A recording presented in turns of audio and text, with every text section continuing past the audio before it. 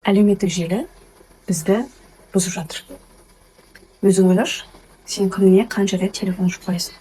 Қанша рет? Санадың ба? Азан тұрасың в телефоне. Тамақ ішетін кезде телефонда. Жол жүріп бара жатқанда телефонда. Демалған кезде тоже телефонда. В общем, целый день в телефоне. Ну, жұмыс жасайтындар үшін, конечно, телефон это как құрал, но кейбір адамдар үшін телефон с утра до вечера көріп отыру саналады.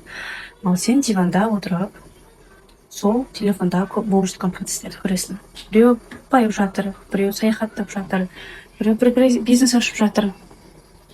Бұл жарнама.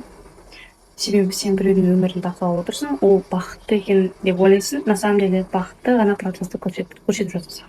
Бұл жерде не байқауға болады? Социальная сеть адам баласын тек мына беткі жағын көрсетеді де, ал артқы жағына не болып жатқанын көрсете бермейді.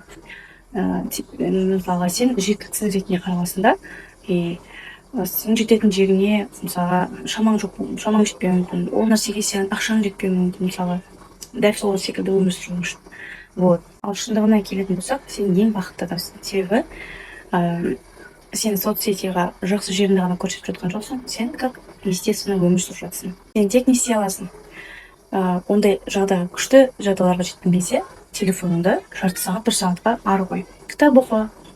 Ақыл айту оңай, конечно, бірақ осыны жасап көрсең, өмірің просто арнаға өзгереді. Айтады ғой, 180 градусқа өмірім өзгерсе екен, 360 градусқа өмірім өзгерсе екен деп. На самом деле ол нәрсені өзің жасайсың. Біреу саған келіп жасап бермейді. Алдыңа қызыл кілем төсеп бермейді, мысалға. Мен бұрыннан өзім айтамын. Бір нәрсені жасайтын кезде саған қарап, саған біреу алдыңа қызыл кілем төсеп, ойбай келе жатыр деп айтпайды деп. Ты должна или должен өзің жасау керексің, өзің бастауың керексің, оқуың керексің, керек нәрселерді. Өзің жүрегің не қалайды, соны жасауың керексің. Қазір социальный сетьте түрлі ақпараттар бар. Оны фильтровать ету үшін адам миын ойландыру. Ал ми ойланады, когда сенің денең, организм тыныш болған кезде. Сондықтан тынышталып, оқитын нәрсені оқып, өз өміріңмен айналыссаң, сенің де өмірің өзге болды. Біреудің өміріне қысылып отырудың қажеті жоқ.